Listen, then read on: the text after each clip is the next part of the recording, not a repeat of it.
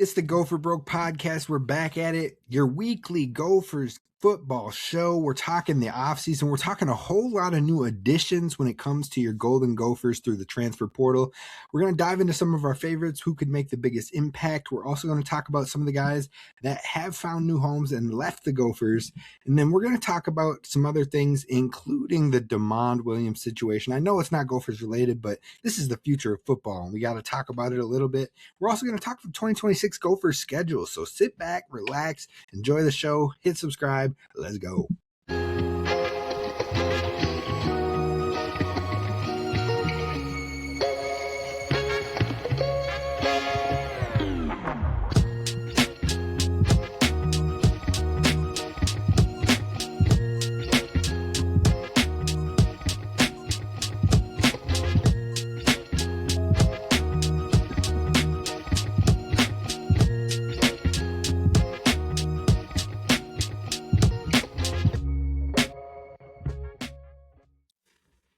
What up? You are listening to the Gopher Broke podcast. Be sure to subscribe over on YouTube. Follow wherever you get your podcasts at the Gopher Broke Pod. You can find us on Spotify, Apple Pods, iTunes, wherever you find podcasts. You should find us, and if you can't, be sure to DM us and we'll get it over there ASAP. But Tristyn Spann-Ford, my boy, how are you doing? Everything is good, brother. Everything is good. About to take my second maternity leave. Shout out to Minnesota paid leave. Yes, so I got one more week of work. I'm going to Vegas next week. I don't even know if I have a gripe to talk about. Not a lot of complaints. I got a gripe. Give it to me. So I work in sales. And let me tell you, you know how people always complain about the shady salesman, people complain about the used car salesman type approach, which people always say PJ Fleck has, but look, I don't think he actually has it, because I've experienced it firsthand with my work and some of the people I have to work with and work around. And let me tell you right now, when you get caught in a trap, dog, you just got to give it up. You can't keep digging yourself a hole. I have a client that is trying to work with one of my clients. The amount of people that are like, yo, this is the price. I'm like, yo, that's not how this market works. Like, this is how it needs to be. And you need to tell me what the gross amount you pitched was. And he's like, oh, well, I thought this, and avoiding telling me the price. I'm like, dog, what are we doing here? What are we doing here? Tell me. And everybody listening right now, they're like, what are we talking about right now? Just know that PJ is not a used car salesman, because I have seen those types firsthand, and he is far from it. That's the moral of the story here. That's my gripe for the time being. But we are also rocking the new Gophers hoodie. It sold out like immediately, but your boy got in there and got one. And I had to rock it, Tristyn, because are we becoming a basketball school? Are we getting there, dog? I was going to ask you. I was like, you might have to do a quick breakdown. I know we do football, but it's the off season. We got to talk basketball, because this is a squad we have on our hands. We're definitely going to have to get some basketball talk every so often on the pod, because both the men's and the women's teams are making it happen. Now, the women's team has played 2 ranked teams so far, and they lost both of them, but one of them was a 1-point loss in double OT. Now, they should have won that game like 3 different times, but I digress. The other one, it was a tough fourth quarter collapse, but they're right in the thick of it. They just blew out Northwestern today. But then you talk about the men's basketball team. And I'm going to keep it brief. But, dude, you tell me you lose your starting point guard, you lose your starting center for the entire year, and you said, okay, let's play 2 ranked opponents at home in the barn. Don't mean no thing. We run this town. Like, I was like, okay, let's go. I'm back for hoops. Let's get hyped. So tomorrow is the next home game. And if y'all can, go get them tickets. Go show out. Go show Nico some love, because I think we got us a basketball coach. I'm calling it now. Nico Medved, the Signetti of hoops. Let's get it. I love that. Let's I get love that. Could you imagine? What if we go to the dance? What are we at record wise? I'm following nothing. All I see is what you post on Twitter and what other people post on Twitter. That's the amount of following I've done for men's hoops so far. So we're 10-5 right now. We lost to Purdue when they were in the number 1 team in the nation, so understandable. Yeah. And then we lost to 3 California schools when we traveled out to some non-conference games. It was like a little mini tournament in the fall that they always, college basketball will be doing a bunch of different tournaments. We lost to 3 California schools, and that was tough. We lost 2 players to injuries during that time, so that was also an adjustment. But that's 4 of our 5 losses right there. The other one was away game versus Missouri. It was our first away game of the season with our brand new head coach. So I think there's reasons for all of those losses right now, but now they're in the groove. Now they're into the thick of it, Yup. and they're missing 3 dudes that could be starters, could be rotational pieces on the team. One of them maybe still has a shot at coming back. The other 2 out for the season. But this team is fun. They got some grit. They got some swagger to them. So I'm all about it. I love that. I'm a big fan of college basketball as soon as college football has concluded. That's when I lock in. Usually, I'm even late on NBA this year. College football has had me enthralled. Usually, Christmas is when I start watching NBA. That's when I start following. And I have watched 2 T-Wolves games so far in totality this year. I'm not going to lie to you. The NBA is my first love, so I've definitely been tapped in. We got League Pass. We got it all. We be rocking over here. Love that. In the household. Especially, yeah, you hear that? You can hear the money. I can hear the money cha-ching. He said he flexed that League Pass like it was nothing. When you're not a fan of the local team, which I am still a fan of the Wolves. Like, I'll root for them anytime they're not playing Boston. Can't say the same for the Vikings. Sorry about it. But anyways... When you're not a fan of the home team, League Pass is awesome because you get every game that isn't on like an ESPN or what have you. But now that they're with NBC or Peacock and they're with Amazon, well, we got those 2. We got League Pass. So damn near we got everything for the Celtics game. I can watch the Celtics game anytime it's on. I love it. This child of mine, he will be a Celtics fan. That is the one requirement I have. But anyways, I'm gonna start just shipping. See, that's tough with that though. I'm gonna just start shipping him some Cowboys, some Vikings gear, just to get it in his ear. I would never do that. Making a child be a Cowboys fan. I feel like in my house, I was child abuse.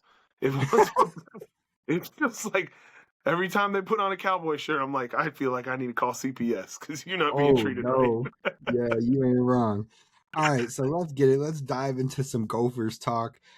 Some people might be like, damn, it took you 7 minutes. Look, we're not here for a long time. We're here for a good time. And it is the off season, okay? So chill out. We're going to talk about the new faces to Minnesota. Now, we got 14 guys already committed. There could be a few more coming. I know one is planning on visiting, and so maybe I'll bring his name up, but I'd have to look it up real quick while we're talking too. Anyways, I want to talk about some of the favorite ads. We don't need to talk about every single guy. We'll get to a lot of them. But were there any names that stood out to you on the guys coming in? Do you want me to read through them first before we dive in? Or do you want go ahead. Read through the list. Read through the list. Right. So who we got is defensive tackle Naquan Crowder. Now, look, it could be Naquan. I think it's Naquan. But either way, we're going from Zaquan to Naquan. Like, maybe that's our new dude. Maybe we are a Naquan Crowder podcast. But anyways, we got Perry Thomas, who is a wide receiver, Mekhi Smith, who is a safety, Aiden West, who is a cornerback, Bennett Warren, who is an offensive tackle, and TJ Bush Jr., who is an edge rusher.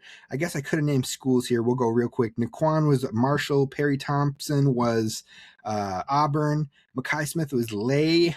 Aiden West was Michigan State. Bennett Warren was Tennessee. TJ Bush is Cal. Then you got Parker Knutson, who comes from SMSU.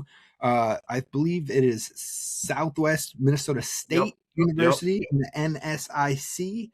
And then you've got who else? We got Elisha West, brother of Aiden West, coming from Michigan State. He's a cornerback. We've got Andrew Marshall coming from Eastern Michigan, linebacker. Caden Helms, who's a tight end from Oklahoma. Jerron Thomas, who is a running back from, let me get that one because I did not have that one ready, Purdue.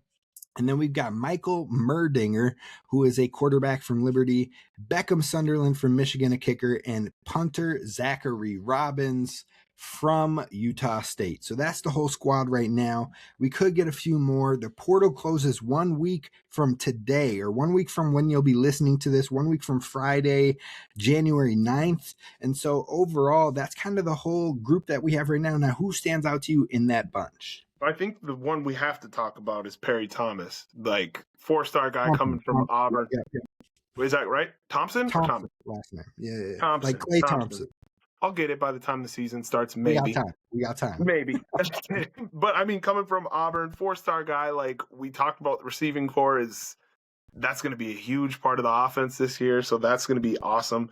And then, of course, my boy Parker Knutson. I'm actually local kid. I worked with his dad for the last like 10 years. Super excited for him and his family. Family, great people. So I'm super excited. He's like super like he seems like he lives in the film room. Like he's big at prepping for these games. So I think his talent is going to translate very easily over into D1, into the Gophers. So that's super exciting. I'm very excited for him and his family. Yeah, on both of those names, the quick notes I had for Perry Thompson, great talent, wide receiver is a position of need, obviously, for us. Now, he's a guy who can win contested catches, so you love to see that. Wasn't really a deep ball guy, so I don't know if we'll see a lot of that. Jalen Smith will probably continue there. But he was the number 8 wide receiver in the country in the class of 2024 and the number 38 player in the country in the class of 2024. That is a ton of upside with that player, and hopefully Drake Lindsay and him can get to the field ASAP and start getting that work in. And then your boy Parker Knutson. Look, we got the St. Cloud connection going on because his dad played football at St. Cloud State. My dad played football at St. Cloud State. Your dad played basketball at St. Cloud State. Look, we're going to be a Parker Knutson podcast, plain and simple. Y'all better get ready for it. Like, we're tapped in. We're ready for it. Now, I'm super intrigued by this one because, I did some work in the NSIC at Minot State for a little bit. And, the NSIC, like they got some schools in there, but when I was in that conference, I was like, damn, we don't got no dudes out here, do we? Like, there's no NFL type dudes out here, is there? Look, the more I read and look and watch about Parker Knutson, the more I get excited about him because you look at some of the numbers that he put up. 2024, first team all conference, 5 interceptions, 13 pass breakups, 39 tackles, 2.5 tackles for loss. Like, damn, okay, pop off then. Next year, you're like, okay, he'll slow down, right? I mean, Coy Parrots had 5 interceptions his first freshman year, and then the next year, we had 1, interceptions are tough. Nah, he said, hold my beer, 39 tackles, 1 tackle for loss, 6 pass breakups, and 8 interceptions. And he only played in 11 games in that one. Now that he led the entire Division II in interceptions, except for 1 player passed him up at the end who had 9 interceptions. That 1 player played 16 games, and Parker only played 11 games. So he was the real interception king in D2 if we're talking about it. You had Iowa after him, you had Iowa State after him, and look, Parker chose to stay here in Minnesota, so I'm super intrigued by him. His coach called him one of the smartest DBs he's ever coached, and those are the things that excite me. I think that the St. Cloud Live, which is the paper out there, they said that he's coming to play corner. And so when I read that and you look at his position, he was safety corner in mainly a safety in the NSIC. But the more and more I see that and put it together, I think he's going to be a nickel for the Gophers. He could be a safety guy still, but I see a lot of people talking about him being a depth safety. I think he could fight for some real time at that nickel position, like Flip Dixon type role, like Jack Henderson type role. And you talk about the turnover ability that he's already proven, that might be a perfect role for him. No, yeah, I absolutely agree. I mean, I haven't had a chance to watch a ton of his film, but the stuff that I've read, hard to get. I was gonna say that's why part of the issue. But it helps that I worked in the conference, so I know who to ask if I want to look at some of those things. But it's hard to say. I knew we'd break down the film. I was like, Kane will have it. Kane will have it. But yeah, it's just he seems like he's just prepped. He lives in the film room and knows what a QB is gonna do before he does it. He's literally a ball hawk. Like he's gonna go make a play. So I'm super excited for him again.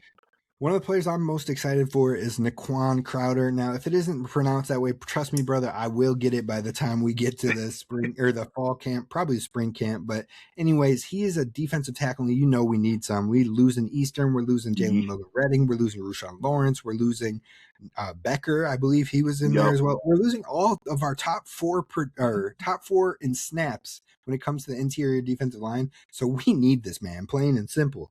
Now, he is like, I think 6'3", let me get it right. I'm not going to do him some disservice. 6'3", 320 on the interior defensive line. Now, we've had some small dudes, besides Devin Eastern. He was a mammoth of a man. But other than him, we had some like medium-sized to small-sized interior defensive linemen. Nah, he's coming to fix that right away. And I don't give a damn about the star rating. He's a big body interior guy. He plays with grit. He plays with fire. The film looks solid, and he's a run stopper. And this Gophers team needs that because right now, that's the biggest thing for us. We need interior pressure. We need run stopping in that interior defensive tackle position. We've got dudes on the edge that can get after it. And we just added a dude on the edge in TJ Bush Jr. who can get after it. But if Naquan Crowder can create that interior pressage, it's going to help everybody eat. So I'm looking forward to this guy and his old teammate. I want to say his name was Sid Kaba. Yep, Sid Kaba, also on the defensive line at Marshall, is going to be visiting here. So we might get two of them boys over here ready to eat together. Already got the chemistry, just learn the system and then let them get to work. I'm about it. Yeah, I love that. I love that. There's a couple other guys that I mean, obviously I'm very excited about the West brothers because Yes. we lost the Redding brothers, and that breaks my heart into a million pieces.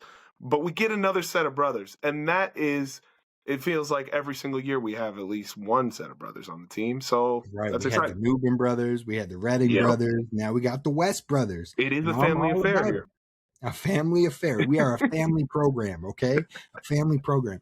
Now, I know that I think Aiden has a little bit more of the upside of the two, but I think in the cornerback room, we need players. Like that was a position of concern after last year outside of Nestor. We lost our guys at Quan. So overall, I love those two coming in, especially Aiden. Aiden played as a true freshman last year for Michigan State under Joe Rossi. So he kind of already has a similarity in the system that we're playing in. And then he had an average cover grade, but as a freshman, that's impressive. True freshman, I'll take it. And then 380 snaps, he only missed 3 tackles. So he could definitely be solid across from Nestor. I'm curious to see what the Gophers are going to do. I think that's going to be something to watch in the spring. Because you talk about Kerry Brown's back, you know he's going to be a safety. Yep. You talk about John Nestor's back, you know he's going to be a corner. But then we got to fill the other corner position, the nickel position, and now the other safety position with Coy now departing. So you've talked about Parker Knutskin. We've talked about Aiden West. Aiden Gooseby is going to be in this conversation, but I don't know which way now because he does well at safety, but he held his damn own in that bowl game. And I think the Gophers team was intrigued by it. I think they're going to try it out at spring and see, do they want him at safety or do they want him at corner? But either way, he's going to play. And then you got one more transfer in Mekhi Smith coming from Lehigh University. Played in all 13 games as a true freshman as a part of a safety rotation, had 40 tackles. Then in his second year, he balls out more with 56 tackles, 4 interceptions, 3 pass breakups, 1 forced fumble, and a fumble recovery. So he could maybe be the Coy Parrott replacement right there. So if he goes in, and you got Aiden West maybe going out to the corner, and then you got Parker Knutson maybe in at the nickel, maybe we found 3 starters already in the portal. Or where does Aiden Gooseby fit into this? Where does he start in this? So I think that depth at DB, we're starting to see some of it come to fruition, especially with Elisha also on the team too. No, yeah, I think it's kind of in a weird spot where going into spring ball, I think we're really going to see more of these defensive positions in position battles and starting battles, and that's where we're going to see a lot of the competition and not as much on the offensive side of the ball as we have in the past. So I'm super intrigued at how it's all going to shake out and where they're going to get guys to go, because it feels like it's nice that all of them can kind of rotate in all these positions, but you never know. Like, you don't know what they're going to decide is going to start. So yeah. All right, though, I want to talk about 2 more players from the portal, and then everybody else I'll just mention, but we're going to move on to the next segment. But the 2 guys I want to make sure we talk about, one is offensive tackle Bennett Warren, and I want to bring it up because, look, the Gophers have attacked the portal at the offensive line position for a lot of years now. You've had guys that have worked out and guys who haven't. Chuck Filiaga did well here. Quinn Carroll did well here. Marcellus Marshall did not do too great here. Dylan Ray started every game for the most part last year. And then you had Khalid Tafai, who was one of the highest paid NIL earners from the offensive line last year, and he didn't play very much. So I think the Gophers are scared to invest too much into it and get burned. I think they're really hoping to lean into the youth, and you got guys that you've already had a lot of time with, Nathan Roy now. You've got guys working up like Brett Carroll. You've got new guys coming in like Andrew Trout or Gavin Meyer and some others. So I think there's a lot of youth in that room that they're really excited about. But Bennett Warren, Also a dude to get excited about. I think he has 3 years of eligibility left, so he could be here a long time as well. And he could start at the right tackle position right away. 6'7", 325. He hasn't started any games, but he's played 116 snaps so far. And I think the Gophers probably paid a decent penny for a big time guy from Tennessee, a big top talent as far as like the recruiting class of 24. He was a highly rated guy, 4-star guy as well. So if he can move well, if he's got some athleticism, quick step to him, look, I think it's going to be hard to keep him off the field. That's going to be so massive for the offensive game plan. Like, the run game is going to be insane. That's a massive human, especially playing in the SEC already. How many games did it say he played? Because he'd played, right? I think he played in like 8 or 9 games across 2 years, but he had 116 total snaps. Yeah, see, that's going to be huge. I think that's, I mean, we know the Big Ten's a different ball game than the SEC, but, you know, just to get the SEC people riled up. All our SEC fans. He's going to learn. And the last name I want to bring up, I'm super excited about it, TJ Bush Jr. Now, a lot of people might have come into this like, yo, we didn't need an edge rusher. Why'd we go for it? Don't ask questions. Just accept it. Be happy. This dude was a 3-year starter, 2 years at Liberty, 1 at Cal. And I know Minnesota looks set at the edge position, but this dude can take them from really good to elite. We're talking about if Anthony Smith comes off the field, you still got a dude who can go eat. You got Carter Menz, you got Jackson Howard, you got TJ Bush, you got Anthony Smith. Like, oh my goodness, let's make it happen. And this dude over the last 3 years has had 130 tackles, 9 pass breakups, 13 sacks. And he only has 1 year of eligibility left.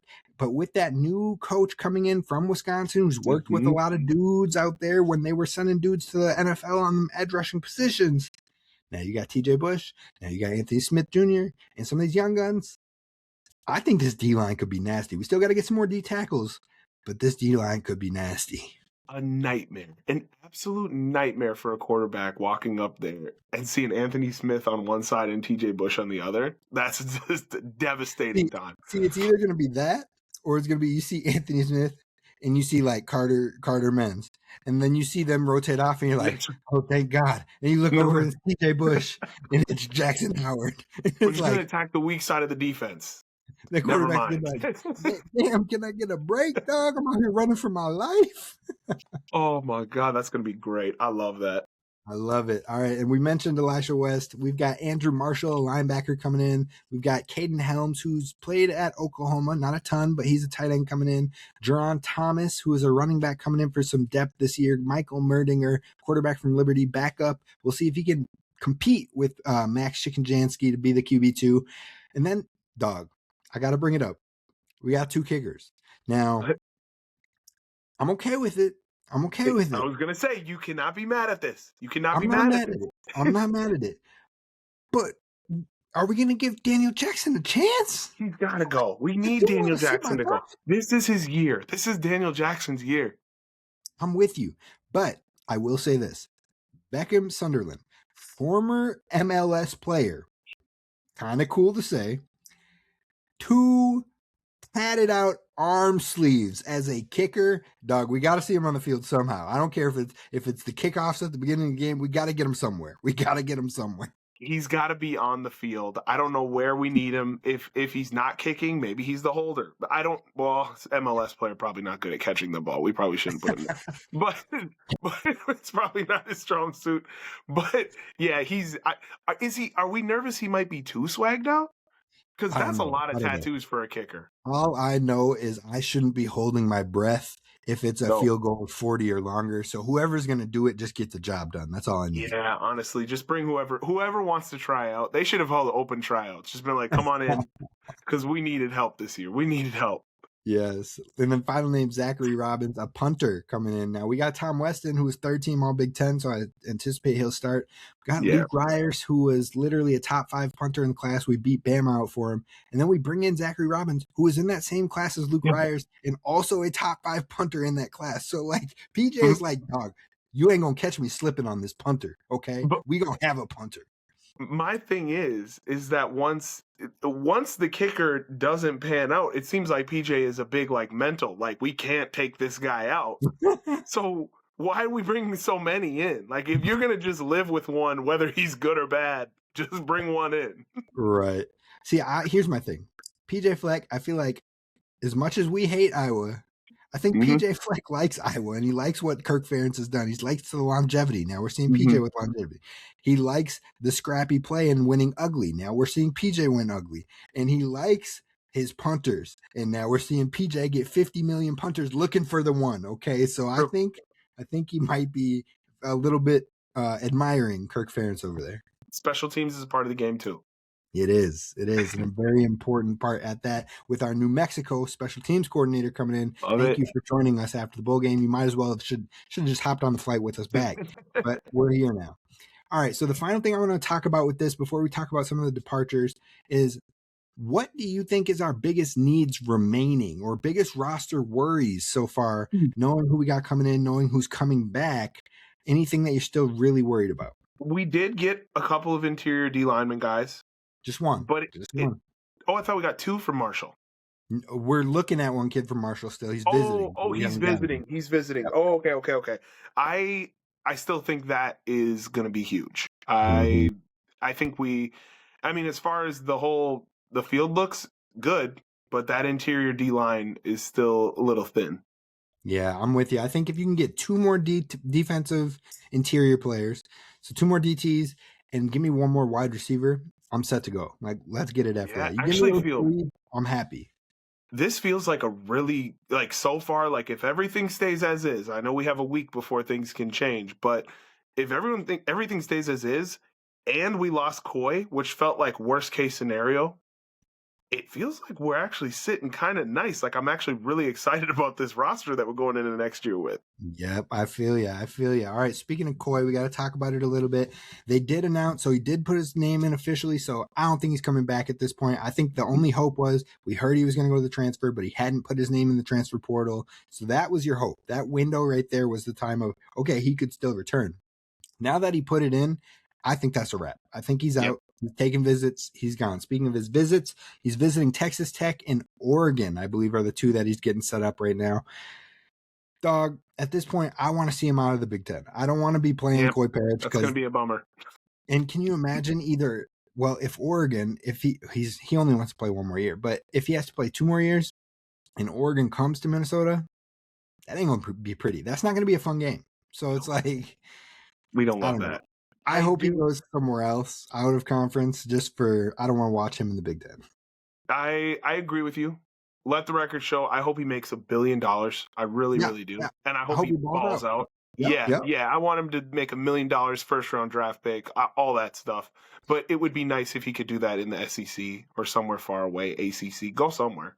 Here, I need him to be a second round draft pick. I can't do first round because, look, we've been scrapping for first rounders. Yeah, true. Antoine Winfield Jr., Tyler Nubin, John Michael Schmitz, Boye Mafe, all these dudes that were like, oh, they could be first rounders. Oh, where'd they go? Minnesota? Yeah. Throw them in the early second round. We got them. Yep. If Coy comes out and goes first round, I'm going to cry, man. I'm going to be like, for real? You were the next one? And come on, man. Come on.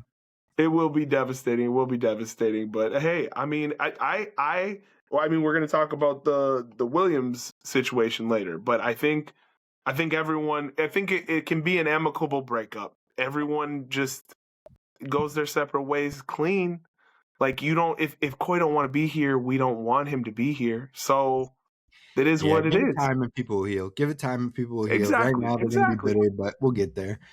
Otherwise, people who have committed. So we had 21 players leave in the transfer portal. Only 2 have committed so far. And that's the 2 cornerbacks. We got Jalen Bowden heading to ECU, and we've got our boy Zaquan Bryan heading to USF. Now, when I saw the USF one, I was like, USF, they've been decent. They've been playing good. They've had a respectable team. They've beat some Power 5 type schools or Power 4 schools. So, respect to it. He's going to be cornerback 1 out there, so I get it. But I was like, really? UCF or USF? And then I was like, hold up. Brian Hartline just signed as their head coach. and they just pulled my friend Daniel House over at Gophers Guru. Be sure to check it out. He told me ECU's defensive coordinator is now over to USF, and that dude has lit it up over there. So I'm like, okay, they might actually have something cooking, and he might be able to be like, okay, yeah, and I'm him. So I like it. I like it overall, man. Yeah, Zaquan's gonna ball out. That man plays hard football, tough football. Yeah, but otherwise nobody else is committed, so we'll keep you posted on other ones as we see come through. What does it look like for somebody who doesn't get picked up in the transfer portal? Are you just in no man's land? Like you just wait till next season? Or you can try now to that walk there's not on a second somewhere, window, maybe. right? You can maybe try to walk on somewhere without a scholarship, but there's not a second window. You're right. There is not a second window. So look, last year you could go through the spring and then you could hit the portal again and try it. Yeah. Not no more. After this window, after the Natty, they get 5 more days for the Natty teams. After January 24th, the portal is closed and you cannot go to another school. So it's just like, I kind of like that. I like the portal. I'm a fan of the portal. I know it's chaos and it sucks that players leave and it's kind of uncertainty, but I love that it's one window now. And I kind of like that it just adds another level of chaos to this chaotic sport. Like no other sport gives you this. No, you and me are different, dog. I don't like having to hold my breath every month, every January now, hoping that we don't lose our entire roster. That being said, I had a coworker who said something to me. I kind of liked it.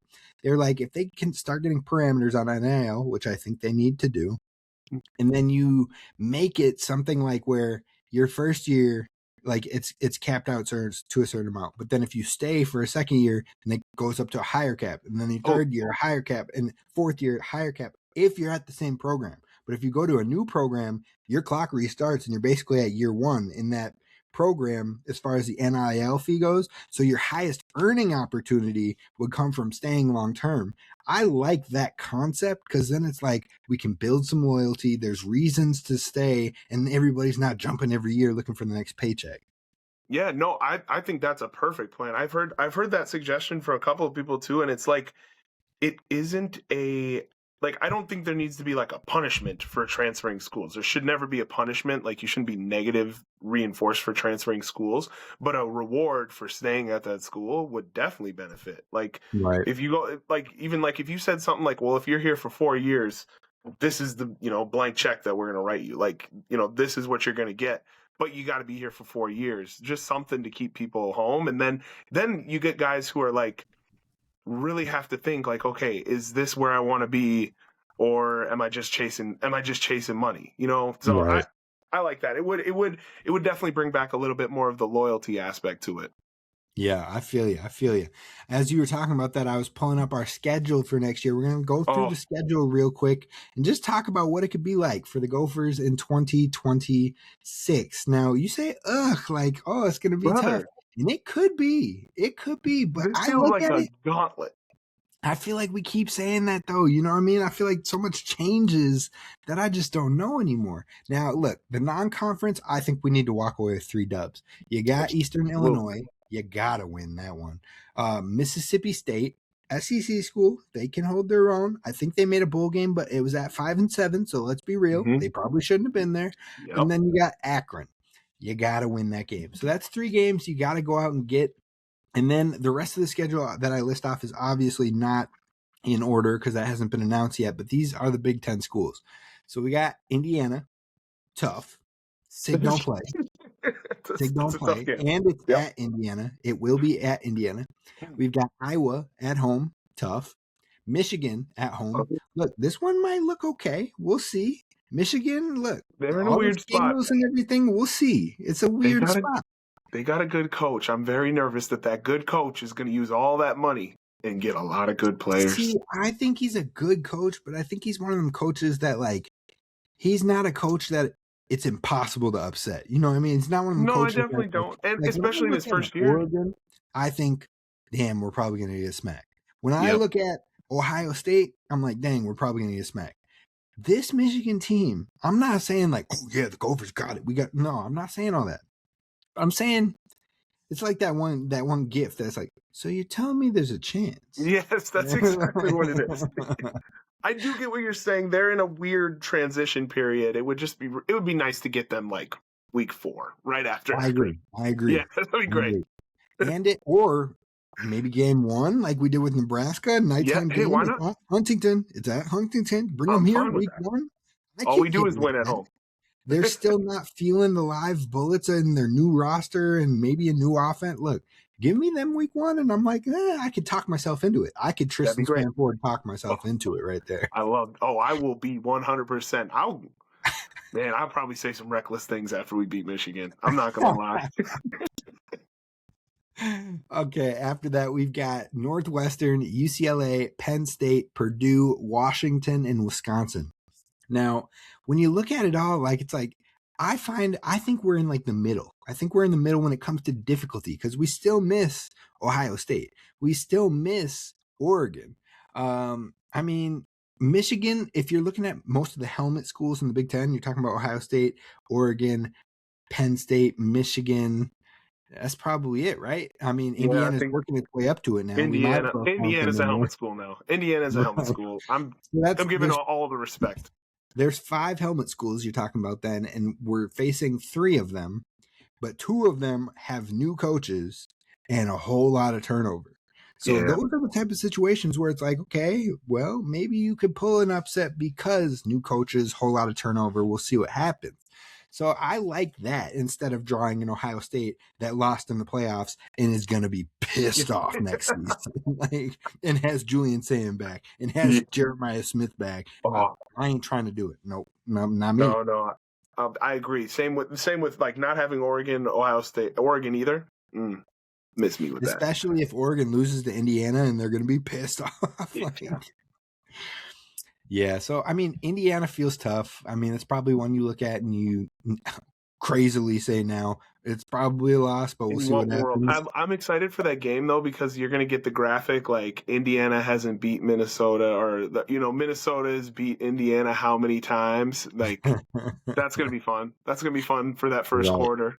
But all I got to say is we need some Northwestern revenge. I am sick and tired. And tired of losing to Northwestern, and it is here at home. So you talk about the home games.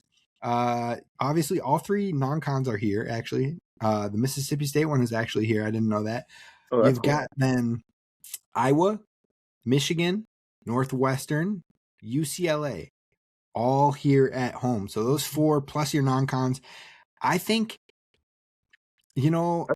Iowa's hit or miss. We always lose, but usually it's a good game. Maybe this year we flip it over. Who knows? Listen, this is early, way too early. Not even at spring ball yet. I know we don't have Coy on the roster. Do you feel like this is a better roster right now than where we were at this time last year? I definitely think we can get there. I think I need to see how some of these transfer dudes actually look. But if they live up to the talent perspective they have, I could get there. Get there. Because I keep thinking that in my brain, and I'm like, I think I feel more confident going into this next year. But again, it is as far away as possible that you can get.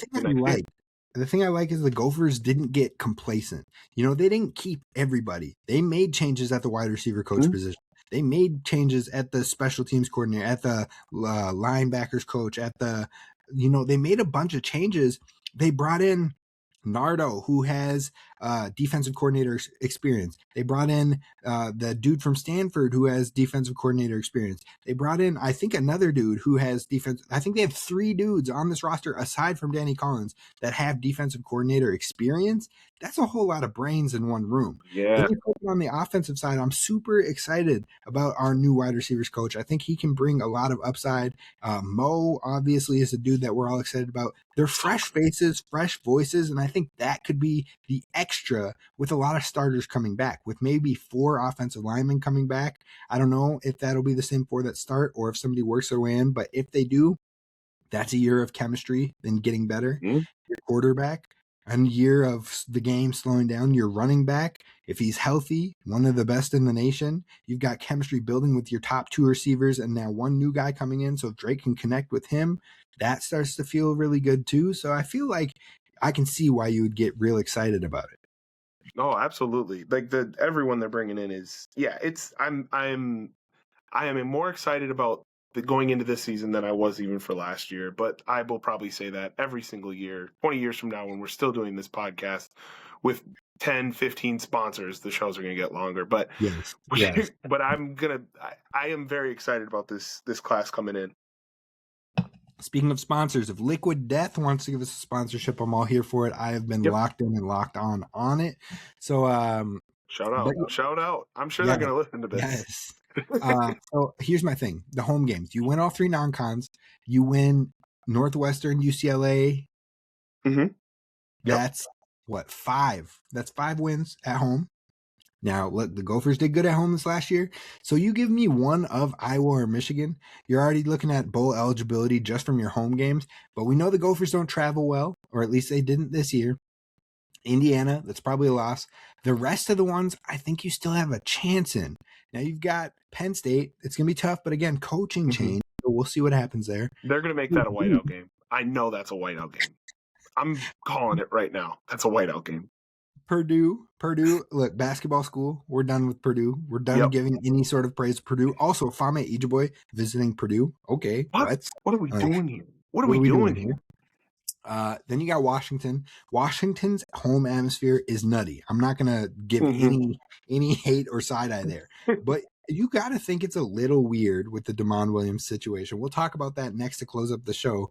But maybe they have bad chemistry there this year. Maybe it's toxic this year. Maybe there's who knows. But I speak it into existence. Maybe the Gophers walk away with the dub, and then Wisconsin. Look, just tell me who's won the last 2 at Wisconsin. Somebody told me, just wait till you come to Madison, buddy. I was like, tell me what happened the last 2 times we came to Madison, buddy. Like, come on now. The last 2 times we've come home with the X. So it's okay. They're going through some things right now. They're lashing out.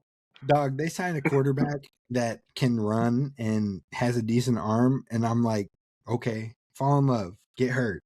Like, get hurt. And I'm not talking about the quarterback because they have had issues with quarterbacks getting hurt. I'm talking about fall in love with the quarterback and get hurt when it doesn't live up to your expectations. I see dudes out there saying he's the best quarterback we've had since Russell Wilson. And I was like, dog, slow down. Look, and then I looked in the comments, right? And somebody was like, we said that about Tanner Mordecai, Graham Mertz, what is his name? Mabry Metori, the dude who's going to start this year, Billy Edwards Jr., Carter Smith. Like, he's like, we've said that about like 7 straight quarterbacks. Can we just let the kid play? I was like, damn, you got your own fans saying that. Come on, man. Keep saying it. You guys got to hit on one at some point. I mean, it's fine. It's got to be the best since Russell Wilson eventually. Somebody's going to be better than Russ.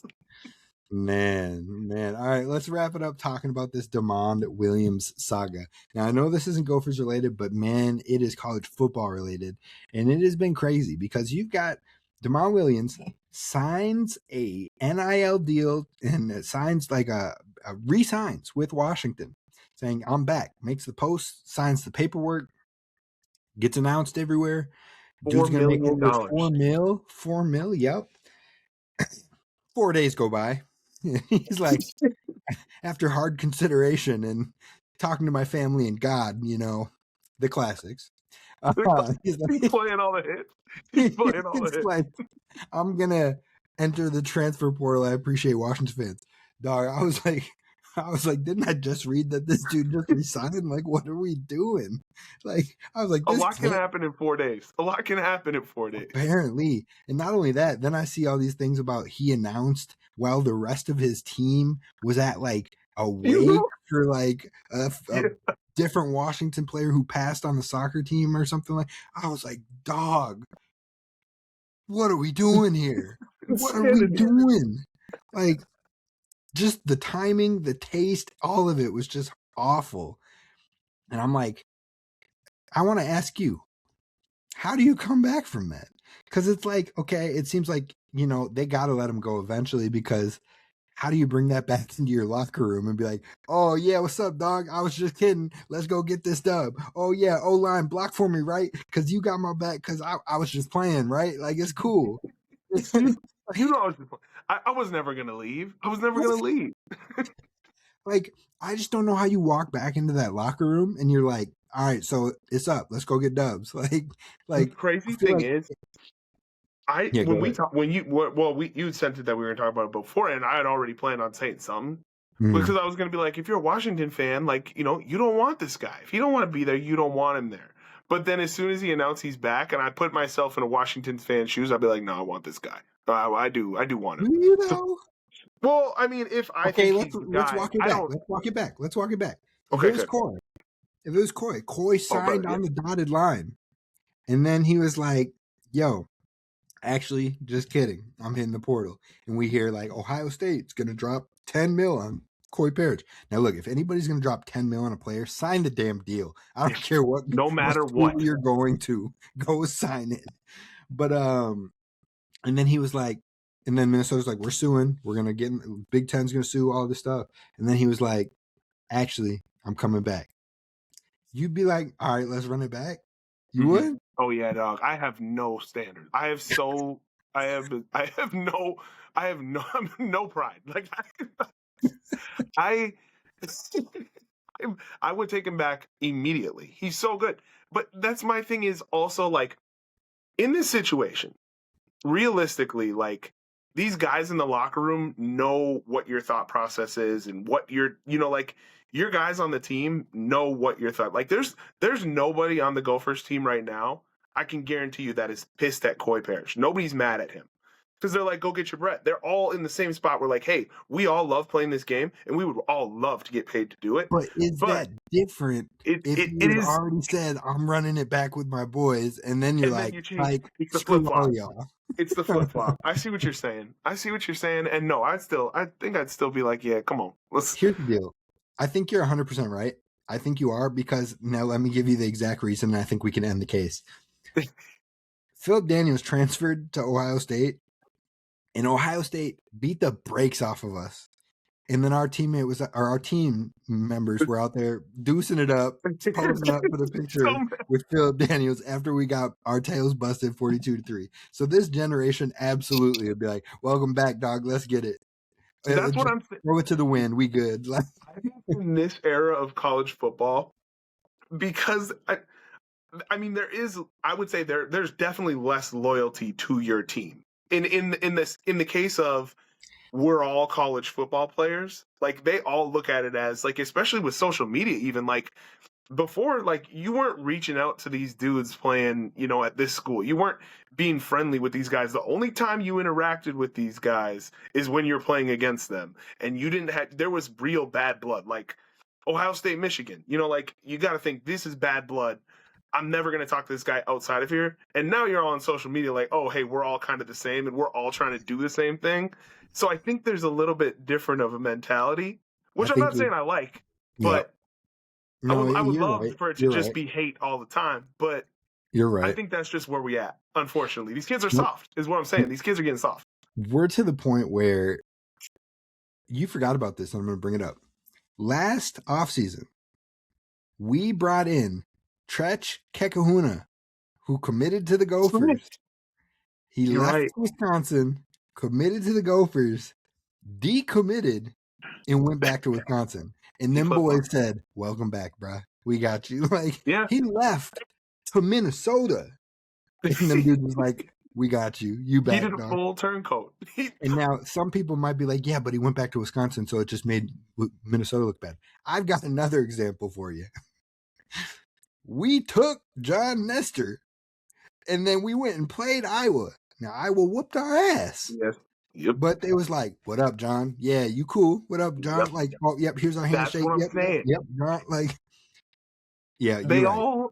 They That's all what going I'm to saying. accept them. It's going to be totally fine. As a fan, I love the idea of locker room drama, but I just don't think it's as real as we want it to be. It's not like even like the NFL. I bet there's more probably locker room drama in the NFL with these guys who are like, I'm trying to get paid. Like, this is my job. I want to get paid more. Right. These guys are all like, hey, we all just trying to get to the league. Like, that's all we want to do is get paid and get to the league. Or there's the guys that are like, I ain't getting to the league, so just give me this bread now. Yes, exactly. Like, I might not. This is it for me.